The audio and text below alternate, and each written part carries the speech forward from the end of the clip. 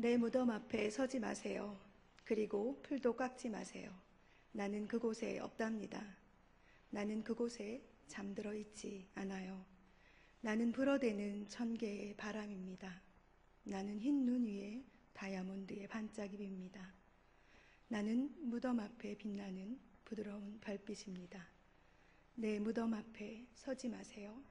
그리고 울지 마세요. 나는 그곳에 없답니다. 나는 죽지 않았답니다.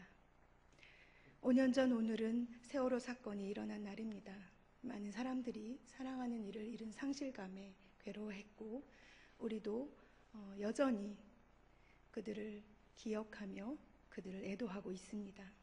데이비드 스위처는 모든 상실에 대한 치유, 애도라는 그의 저서에서 사랑하는 이를 잃은 사람들은 상실을 경험하게 되고 상실을 경험한 사람들은 자신을 세상으로부터 단절시키거나 극단적인 선택을 한다고 합니다. 오늘 본문에서 우리는 이러한 상실을 경험한 사람들과 만나게 됩니다. 그녀들은 갈릴리에서부터 예수님을 따라온 사람들입니다. 그녀들에게 예수님은 참으로 특별한 분이십니다. 세상에 권위 있는 사람들의 말과 예수님의 말은 달랐고 그분이 하시는 행동은 공평하고 정의로웠습니다. 가늠하다 잡혀 마당에 돌을 맞아 죽을 뻔한 그 순간에도 예수님은 정죄하지 않으셨습니다. 그래서 그녀들은 여기까지 왔습니다. 예수님께서 보여주신 하나님의 나라를 꿈꾸며 그녀들은 여기 예수님의 십자가 아래까지 왔습니다. 그런데 예수님께서 십자가에 달리셨습니다.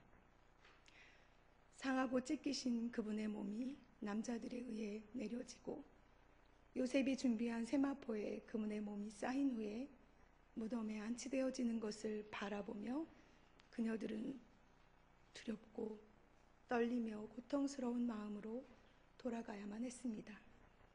그러나 그럼에도 불구하고 그녀들의 두 손에는 향품과 향유가 준비되어 있었습니다. 몇 번이고 일어나 주님에게로 가고 싶었지만 안식일이 그녀들 앞에 있었기에 하루를 꼽아 기다렸습니다. 그리고 아직 아침 해가 뜨기 전에 이 새벽을 상실한 마음 그대로 가지고 무덤 앞으로 나왔습니다. 그런데 무덤 앞에 다다랐을 때 그곳에 예수님이 계시지 않는 것을 느꼈습니다. 그녀들의 두려움이, 그녀들의 떨림이 여러분들에게 느껴지십니까? 그때 찬란한 옷을 입은 두 사람이 그녀들에게 이야기합니다. 갈릴리에서 그가 하신 말씀을 기억하라. 얼마 전에 저는 눈이 부시게라는 드라마를 보았습니다. 25살의 주인공 혜자가 시계를 잘못 돌려서 70살의 노인이 되는 드라마로 시작합니다. 그러나 실상은 70살의 치매를 앓고 있는 노인 혜자의 조각난 머릿속의 기억들에 대한 이야기입니다. 제가 이 드라마 속에서 감동 깊게 보았던 장면은 흐릿해지는 그녀의 기억 속에서 그녀가 끝까지 붙잡고 싶었던 게 있었다는 겁니다.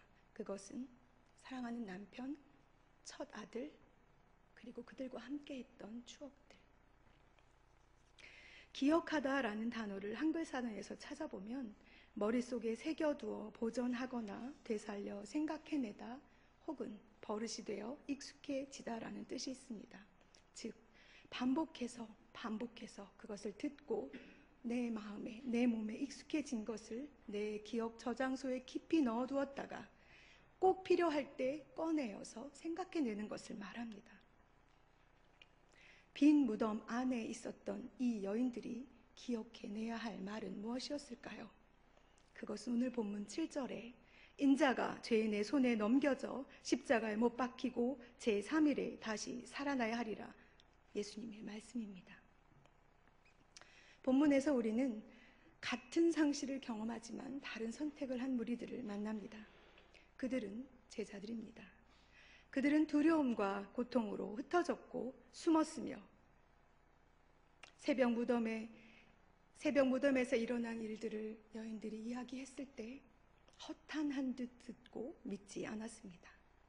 여기서 허탄하다라는 단어로 쓰인 레로스라는 헬라어는 어리석은 말, 쓸데없는 잡담 혹은 과다망상증을 나타내는 의학 용어로 쓰입니다. 어떻게 예수님께서 무덤에 계시지 않는다는 이야기를 쓸데없는 잡담으로 들을 수 있을까요? 어떻게 갈릴리로 가라고 하시는 예수님의 그 말씀을 과대망상증 환자의 이야기로 들을 수 있습니까? 그들은 누구입니까? 그들은 예수님과 가장 가까이에서 그분의 말씀을 들었고 그분이 행하신 기사와 이적을 직접 보아 알았으며 마지막 만찬 때 그분과 함께 떡과 잔을 마신 자들입니다. 누가복음 9장 51절에는 승천할 기약이 가까이 참에 예루살렘으로 올라가시기를 굳게 하시는 예수님의 모습이 나옵니다. 그때 제자 중 몇이 사마리아에서 예수님 오시기를 원치 않는 사마리아인들에게 하늘로부터 불을 내려 이들을 태워 죽일까요? 라고 말하는 사람들의 모습이 있습니다. 같은 곳을 향해 가고 있지만 다른 꿈을 꾸고 있는 사람들, 한 공간에 있지만 철저히 홀로 계셨던 예수님의 뒷모습과 부딪히면서 한참을 울었습니다. 사랑하는 여러분, 여러분은 어디에 서 계십니까? 예수님의 뒤에 서 계십니까? 아니면 새벽 그 찬바람을 맞으며 무덤 앞에 서 있는 여인들의 그 자리에 계십니까? 그것도 아니면 여전히 상실한 마음 그 어둠 속에 머물러 계십니까? 작년 5월에 저는 제자를 천국에 먼저 보냈습니다. 18에 암이 발병했고 23살의 아름다운 나이에 천국으로 돌아갔습니다. 교회는 아픈 아이에게 복음의 전체를 이야기하지 않았습니다. 살고자 하는, 살기를 원하는 아이에게 죽음에 대해서, 죽음 이후의 삶에 대해서 이야기하는 것이 쉬운 일은 아니었지만 우리가 그 이야기를 시작할 때 하나님께서는 정말로 놀랍게 하늘나라에 대해서 그리고 과거에도 계셨고 지금도 계시며 영원히 나와 함께 하실 그 하나님에 대해서 아이에게 이야기하기 시작하셨습니다. 그리고 그 아이가 정말로 하나님에 대해서 더 알고 싶어요 라는 말을 남기고는 우리가 더 알려고 노력하지 않아도 애써서 보려 하지 않아도 보이는 찬란한 주님의 나라로 아름다운 얼굴을 하고 돌아갔습니다. 여인들도 예수님의 부활을 믿지 않았습니다. 왜냐하면 그녀들의 손에 향품과 향유가 들려 있었기 때문입니다. 그러나 우리가 기억해야 할 것은 그녀들이 상실하고 두렵고 고통스러운 그 마음 그대로 가지고 무덤 앞으로 나왔다는 것입니다. 그때 주님께서 그녀들에게 기억나게 하신 은혜를 베푸셨습니다. 14년 전에 저는 아프리카에서 사랑하는 이를 잃는 상실을 경험했습니다. 그때 하나님께서 제게 내게 있는 향유옥합을 내게 가져와 라는 찬양을 한참 동안 부르게 하셨습니다.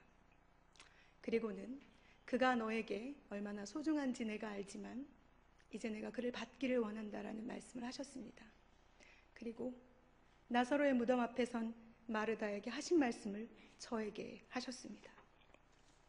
나는 부활이요 생명이니 나를 믿는 자는 죽어도 살겠고 모두 살아서 나를 믿는 자는 영원히 죽지 아니하리니 내가 믿느냐? 내가 믿느냐?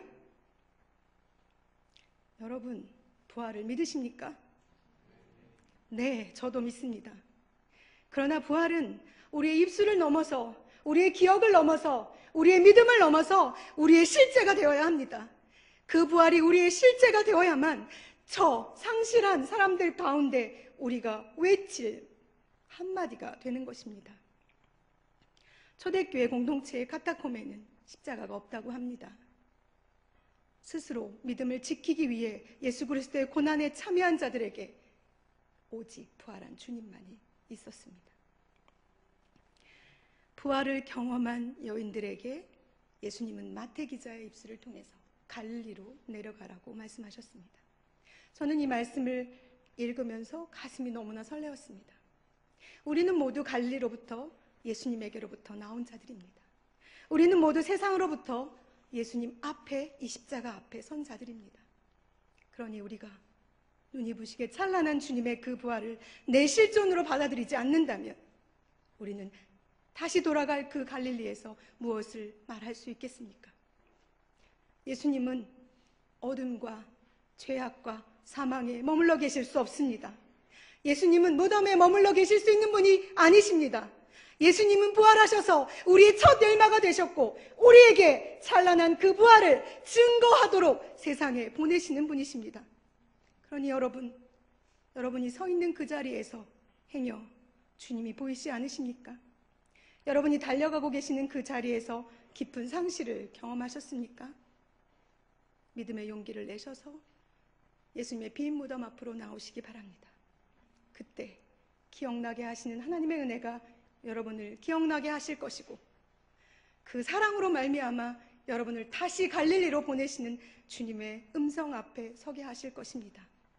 그때 여러분이 가지고 계신 이 찬란하고 눈이 부신 예수 그리스도의 부활을 삶으로 증언해내시는 여러분이 되시기를 간절한 마음으로 소원합니다.